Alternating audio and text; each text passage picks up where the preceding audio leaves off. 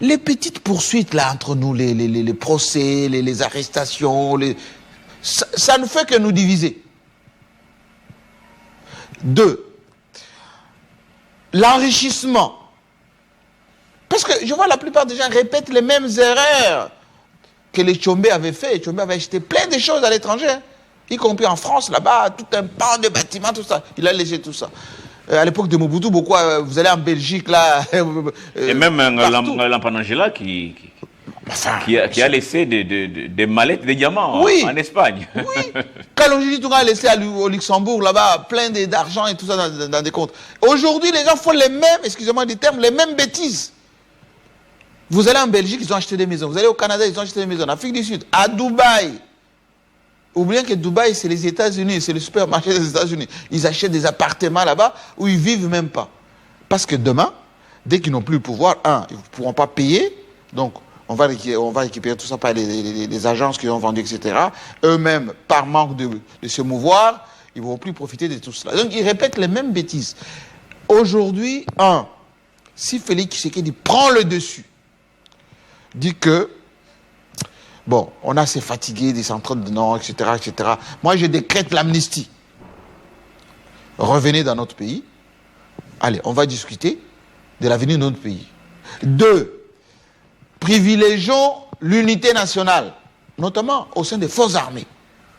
Laissons les professionnels faire la guerre. Je vous ai toujours dit ça, M. Chibinkoufoua, la guerre est faite pour des militaires formés. Moi, je suis avec les militaires tous les jours. Nos militaires sont frustrés. Les militaires veulent travailler. Les militaires veulent faire le travail des militaires. Quand vous mélangez les militaires et les civils, ils sont pas à l'aise. Qu'on donne les moyens à nos services de renseignement. Aucun pays ne peut fonctionner sans le renseignement. Les renseignements, c'est quoi? C'est l'équipement, technologie notamment. Les renseignements, c'est quoi? C'est l'argent pour faire la recherche. C'est pas l'argent que vous donnez à un responsable de renseignement, il va s'acheter une maison, ou, avoir de grosses voitures en train de traumatiser la population. C'est pas ça du tout. Il faut qu'il y ait des comptes d'exploitation où il y a des moyens. Le renseignement, c'est la formation. On ne doit pas mettre dans les services de renseignement des abrutis, excusez-moi du terme, qui n'ont jamais été à l'école, qui ne parlent même pas anglais, qui ne savent même pas s'émouvoir. Ils sont là seulement, alors on va terroriser les gens. Non, c'est pas ça les renseignements. Les renseignements, c'est plus technique. Et enfin, un pays, c'est la recherche. Excusez-moi, des brevets, des savants, des publications scientifiques. Oh, je vois, on a enlevé un papa là qui était le général à la retraite, qui avait commencé à mettre en place toute une organisation de génie, d'identifier ce qui crée chez nous. On l'a sorti.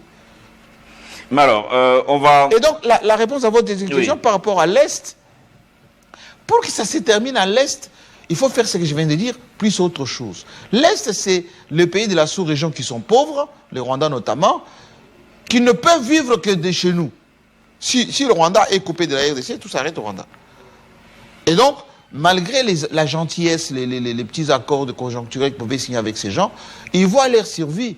C'est comme Israël avec les Palestiniens et tout ça. Donc, on peut signer autant d'accords avec les Rwandais, aussi longtemps que les Rwandais restent pauvres, aussi longtemps que le Rwandais est petit, pas d'espace, les Rwandais viendront toujours chez nous, directement ou indirectement. Alors, on va terminer par cette question de l'accord de paix avec les Américains.